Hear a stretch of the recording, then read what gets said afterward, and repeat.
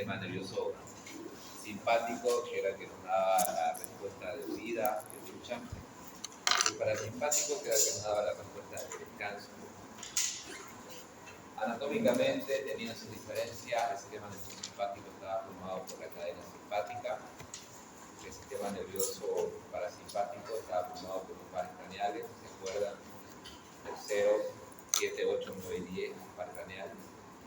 Y por la S1 y S2. Ambos tenían neuronas preganglionares y neuronas postganglionares. Tanto el sistema nervioso simpático como el parasimpático, mencionamos que el neurotransmisor preganglionar era la acetilcolina y actuaba sobre receptores nicotínicos. En cambio, las neuronas postganglionares del sistema nervioso simpático es la noradrenalina, que tenía sus receptores alfa y receptores beta. Y el parasimpático, acetilcolina, que tenía sus receptores muscarínicos y nicotínicos, ¿cierto? Los receptores nicotínicos eran prototipo de canales iónicos y los muscarínicos eran prototipos de seguros mensajeros, proteína G. Dependiendo su tipo, ES o GI podían ser estimulantes o inhibitorios. El HMI es el que está conectado. Allá, no hay problema, exacto.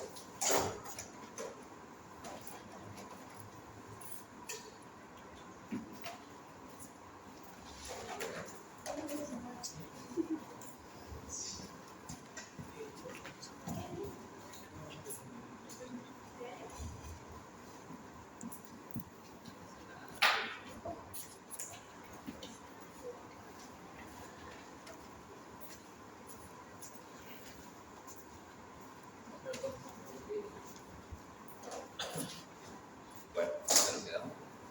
Ya, simpático, parasimpático, todos tenían neuronas preganglionares, postganglionares. El neurotransmisor preganglionar mencionamos acetilcolina, el receptor nicotínico, receptores muscarínicos, que eran del sistema parasimpático. Teníamos 5 tipos, ¿no es cierto? M1, M2, M3, M4, M5. Diferentes mecanismos de acción. Recordar que los impares eran los que estimulaban y los pares eran los que inhibían. Ahora se habló de lo que es la formación de la acetilcolina, que se almacenaba en la vesícula sináptica, la transmisión sináptica, básicamente era un repaso de lo que ustedes ya saben de fisiología. Posteriormente ya empezamos a mencionar cuáles son los fármacos agonistas del sistema nervioso parasimpático. Los fármacos agonistas en realidad no se usan mucho. Ya pueden ser por estimulación de los receptores muscarínicos o por inhibición de la acetilcoliniterasa. Si ustedes recuerdan, la acetilcoliniterasa era básicamente la que hidrolizaba la acetilcolina, ¿no es cierto? En colina y ácido acético. Entonces, de utilidad clínica prácticamente de todo lo que se avanza en esta unidad, uno, la intoxicación por órganos mejorados, que son los que bloquean la acetilcoliniterasa, que vamos a hablar de los órganos mejorados. Y dos, algunos medicamentos que se utilizan en la intoxicación por bloqueantes neuromusculares o para el tratamiento de la miastenia gravis, que seguramente ustedes han leído en cirugía nacional o la miastenia gravis, ¿no es cierto? Una enfermedad autoinmune que afecta a los receptores nicotínicos. Entonces, hay fármacos que al disminuir la destrucción de la acetilcoliniterasa aumentan la concentración de la acetilcolina y por lo tanto aumenta el efecto del neurotransmisor. Básicamente eso es lo que vamos a hablar el día de hoy.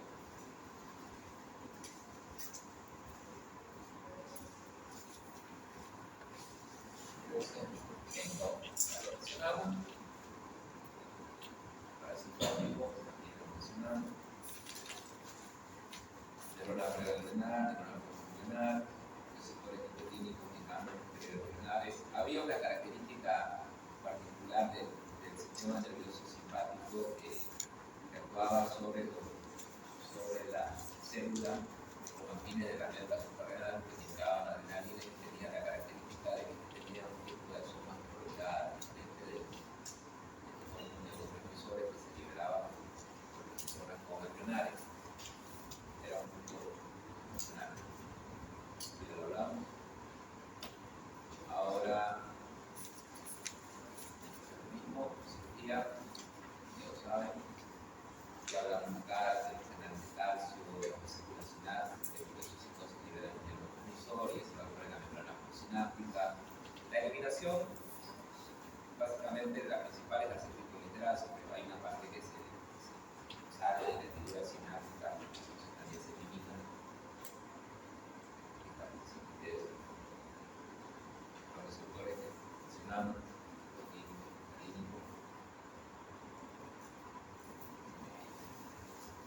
acá, dónde se encuentra cada uno, les dije que, sobre todo, recordarnos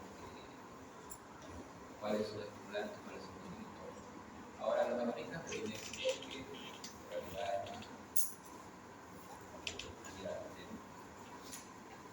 se clasifican en lo que son de acción directa, o sea, que activan directamente a los receptores muscarínicos. Y los de acción indirecta, que son los que inhiben a la acetilcolinterasa, por lo tanto van a buscar la concentración de la acetilcolina. Más conocidos los de acción indirecta. Los de acción directa, la verdad, yo no he utilizado mucho eso. Primero vamos a mencionar a los de acción directa, que son muy conocidos. Aquí solamente los voy a nombrar, que lo clasifican en tres grupos: receptores de colina con ácido acético, que son la acetilcolina, la alcaloides naturales, la citralina, la piperina, la arecolina, derivados sintéticos, la oxocolina. No utilizo ninguno de estos medicamentos, pero hay el libro, para que lo reconozcan. Las acciones farmacológicas van a ser derivadas de la estimulación de los diferentes receptores, ¿ya? Entonces, en el sistema cardiovascular, la acetilcolina produce una acción directa que es cronotrópica, cromotrópica e inotrópica negativa.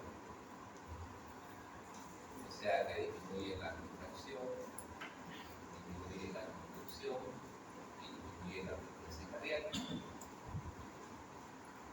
Es por eso que cuando nosotros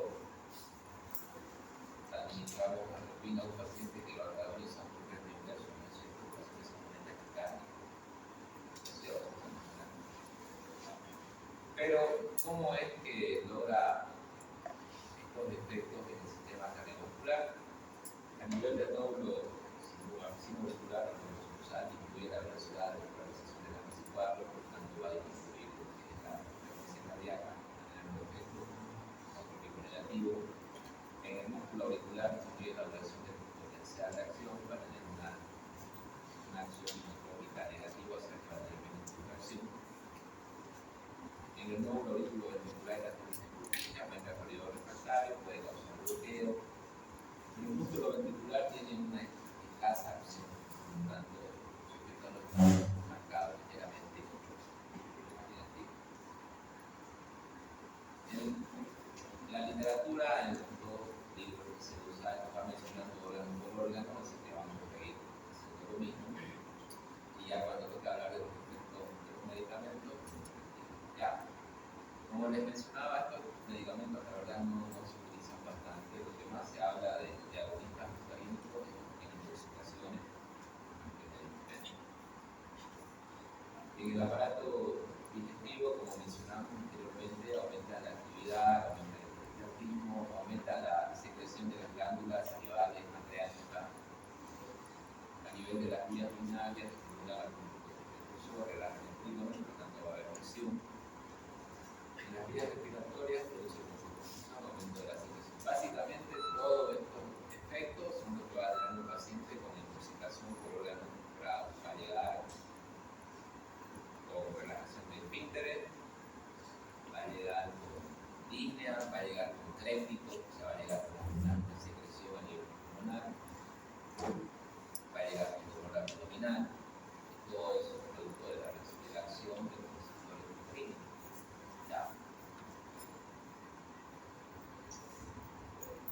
A nivel del sistema ocular, la administración de agonistas muscarínicos es algo positiva de usar la contracción del músculo ciliar eso que produce miosis. El mecanismo de acción, ya lo mencioné, las características farmacocinéticas, los niveles de colina se absorben mal por oral, la velocidad de disminución de la potencia de la acetilcolinterasa. Estos medicamentos no se usan para dar medicinales como todo la procarpina, que se usa para el glaucoma.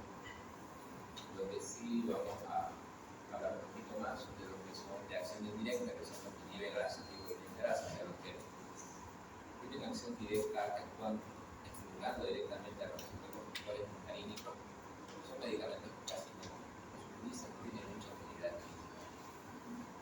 estimulación indirecta, porque ya no las antiplateléticas, eso sí se utiliza, que lo vamos a mencionar.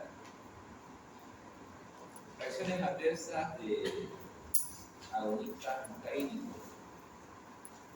Menciona la intoxicación por ingestión de setas. Ustedes saben que eso han escuchado hablar alguna vez. Son dos. Hongo. ¿Han escuchado hablar de ayahualpa? No sé. ¿Nunca han escuchado hablar? No es tan costumbre de acá. Ayahuasca. Exactamente. Ayahuasca en el Perú. En Perú, acá se hace bastante en lo que es Sucre. Los estudiantes de medicina que han salido de Sucre conocen bastante de unos hongos alucinógenos. Obviamente hay hongos que producen la alucinación y hay hongos que producen reacciones adversas. En este caso, la intoxicación por setas es por hiperactividad de los receptores muscarínicos. Entonces, si le llega a un paciente que les dice que fue a ayahuasca a hacer su sesión, no sé cómo se llama, o sea, que hacen como reuniones y consumen el hongo, ¿no? Tienen, no sé, cada uno debe tener su tipo de alucinación diferente. Pero hay muchas familias de hongos que producen intoxicación por estimulación de los receptores muscarínicos. Entonces el paciente les va a llegar con cianorrea, les va a llegar con hipersalivación, les va a llegar con náuseas, con vómitos, con hiperactividad de los receptores muscarínicos, le va a llegar con trastorno visual porque se queda con un músculo ciliar, el paciente no va a poder ver bien, diarrea, con lo mismo, aumento del periodismo, broncoespasmo por la producción de los receptores muscarínicos. El tratamiento es apropiado, o sea, el tratamiento es el mismo que se utiliza para la intoxicación por órgano incorporado. Ustedes, para llegar a un diagnóstico, siempre tienen que hacer una anamnesis, ¿no es cierto? Sería el 70% del diagnóstico es eso. Porque si les llega a un paciente solamente con estos síntomas, uno puede pensar en una intoxicación alimentaria, puede pensar en muchas cosas. Si él dice un antecedente que fue ritual, que consumió hongo, bueno, ya tenemos una intoxicación por setas. Que hay en Bolivia que hacen y que puede llegar a la emergencia. Fármacos inhibidores de la colinesterasa. De acá, los más conocidos son los derivados terrápicos, que prácticamente es la neutrimina y la piridoximina de la utilidad clínica. La neutrimina es el medicamento que es el antídoto de los relajantes neuromusculares y la piridoximina es el que se utiliza para el tratamiento de la miastenia por su vida médica. Ya lo vamos a mencionar más adelante. Los alcoholes simples, el hidroponio, igual se utilizan para la piridoximina y los compuestos de órganos incorporados no es que sean medicamentos, por si acaso, muy poca utilidad clínica, algunos para uso farmacológico, pero su importancia radica en la intoxicación. Acá hay bastante intoxicación por órganos incorporados, por insecticida, radiación, acción, y estos medicamentos, estas sustancias,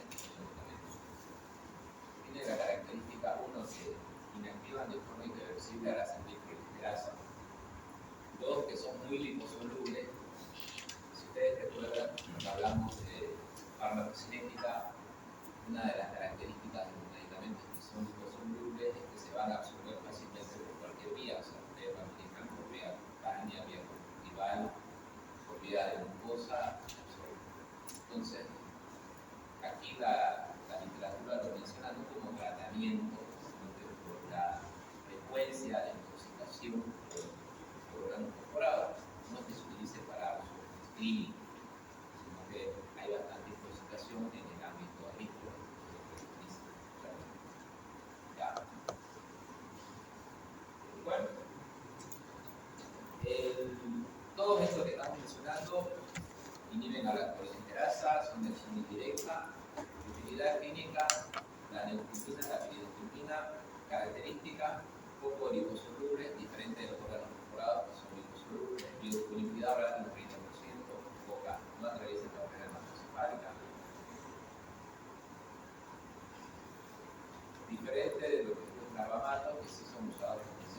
vida y los órganos perforados, que sí se absorben bien toda la vía, sobre todo los órganos perforados, que tienen una unión irreversible de la acetilcolinesterasa y por lo tanto va a haber aumento de la acetilcolina, que es el neurotransmisor, y va a haber estimulación de los receptores muscarínicos, en consecuencia va a haber broncoconstricción, hipersecreción, va a haber aumento de peristaltismo, dolor abdominal, diarrea, contracción de músculos detrusores, va a ocasionar micción, incluso puede estimular a los receptores nicotínicos, el paciente va a empezar a tener calambre y contracción muscular. ¿Ya? Las reacciones adversas, aquí menciona obviamente medicamentos.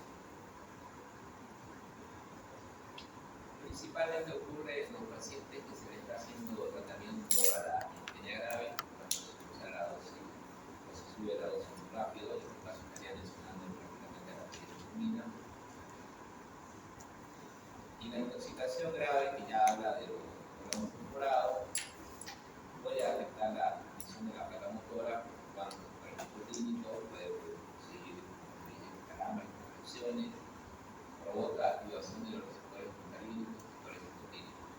Básicamente todo lo que hemos hablado durante toda la clase, que va a producir dolor abdominal, que va a producir diarrea, y todo. Los síntomas visuales es principalmente por la producción de músculos ciliares, que puede producir alteración visual. Y la forma de administración, más que administración, sería la forma de contaminación. Exposición a aerosol que le va a producir miosis, le va a producir confusión conjuntival, alteración visual, hiperemia. Ingestión oral, bastante paciente, generalmente por discusión sentimental, hace ingesta voluntaria autolítica de orden corporado. Tienen síntomas predominantemente gastrointestinales, tratamiento, lavado gástrico, con carbón activado y antídoto. En el antídoto, en la atropinización, no existe una dosis. Es muy importante que ustedes lo sepan. Dosis cuesta. Puede llegar a usar hasta más de 30 ampollas por un paciente. ¿Y cómo sabemos que el paciente está mejorando? Porque tenemos los signos de atropinización. ¿Cuáles serían los signos de atropinización? El bloqueo de los receptores muscarínicos.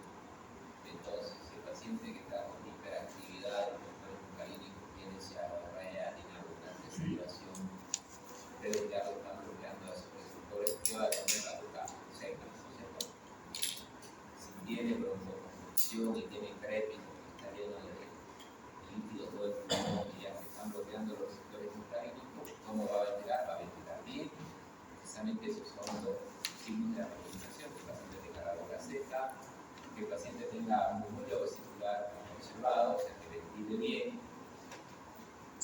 y que la frecuencia cardíaca esté alta, porque la acción de los receptores muscarínicos era bloquear a nivel sinusal, bloquear a nivel circunvolular, inotrópico, cronotrópico y cronotrópico negativo. Entonces, ustedes están bloqueando ese efecto, el paciente va a tener lo puesto, ¿no es cierto? Va a empezar a subir la frecuencia cardíaca. Entonces, esos son signos de atropinización. Aquí menciona que la unión con la acetilcolinesterasa era de forma irreversible, o sea, no es que ustedes le van a dar al paciente la atropina, tiene los signos de atropinización y ya está curado. Si ustedes usaron para revertir los síntomas 10 ampollas, 15 ampollas, el 20% de lo que han usado tiene que dejarlo en infusión continua para que se revierta totalmente esa opción irreversible, para que se elimine el medicamento. O sea, hay que hacer una dosis de ataque y hay que dejarlo una dosis de mantenimiento. No esto lo administra, tiene ya el paciente atropinizado, podemos decir, ya revirtió, no. Simplemente ya tenemos el efecto inicial, pero incluso hay algunos pacientes que hacen como un síndrome intermedio y que se prolonga mucho más. Entonces, primero, utilizar, ya según su requerimiento de los pacientes que varía según el grado de intoxicación,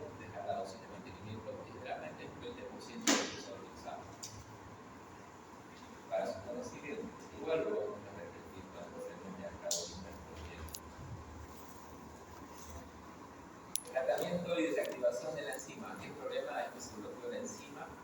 Por lo tanto, tenemos mucha clorina. Lo primero, evitar que se continúe la función del tóxico, lavado de piel dudosa, como todas las intoxicaciones. O sea, que se le lleva a un paciente de emergencia, lo primero que hay que hacer es sacarle todas las prendas de piel. No se recomienda guantes de látex porque en teoría igual se absorben por la temporada. Solo hay guantes de látex de emergencia. Y lavado gástrico. Si la hecho, obviamente, voy a hablar y me ayuda bastante. Los antagonistas de la acción histamínica, la morfina, no les doy una dosis porque la dosis es dosis histórica. Hemos llegado a usar hasta 20 ampollas en un solo paciente para tener siguiente la utilización, así que decirles que hay una dosis según cómo responde el paciente al tratamiento.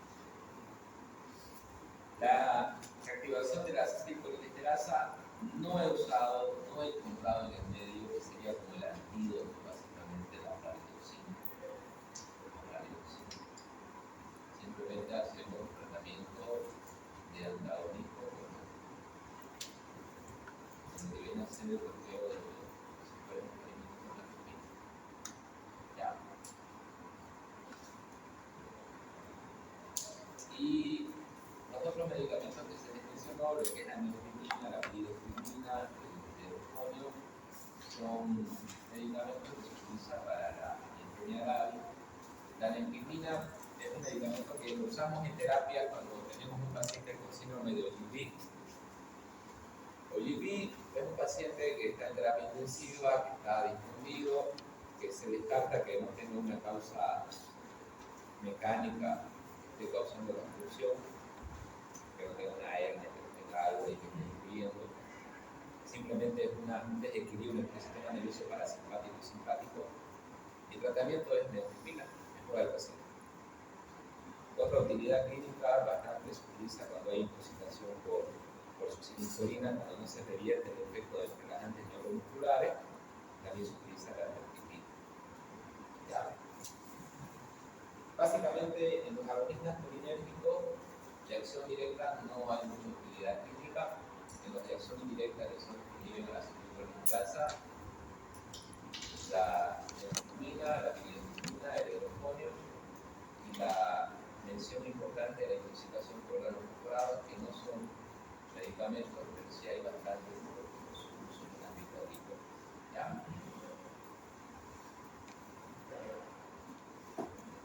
Ya mencionamos que la miastenia gravis es una enfermedad autoinmune, que afecta a los receptores nicotínicos. El tratamiento de elección es la piridoximina por su vida media, que es de 4 a 8 horas, y la neostigmina se utiliza para el tratamiento de síndrome de OGV o un hilo paralítico que no sea de causa clínica. No hubo mucho tiempo porque tuvo preguntas. ¿Dudas, preguntas? ¿Algo que quizás no hubieran entendido?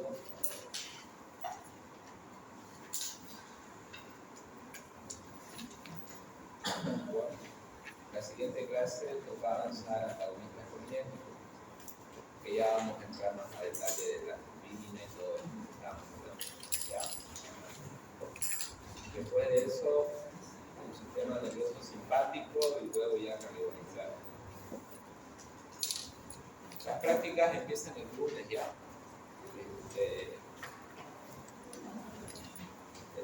grupo E1 creo que van a tener que ser en un aula porque son bastantes. Hay personas nuevas en el grupo.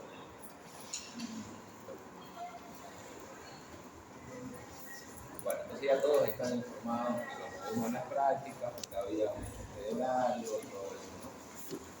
Bueno, nos vemos el lunes a las 1 con el grupo E1.